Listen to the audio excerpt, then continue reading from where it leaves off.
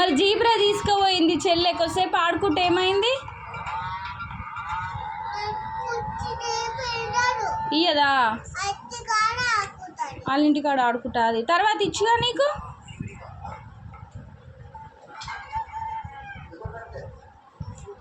ఖుషి నీకు బొమ్మలు ఇస్తుందా?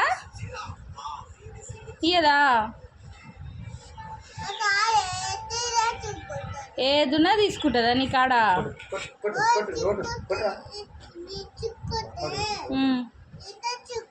నువ్వు తీసుకుంటే అదే తీసుకుంటా. అది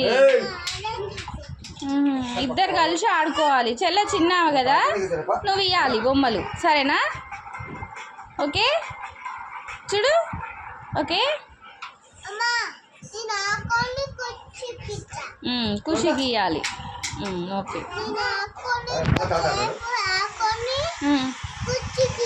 సరే.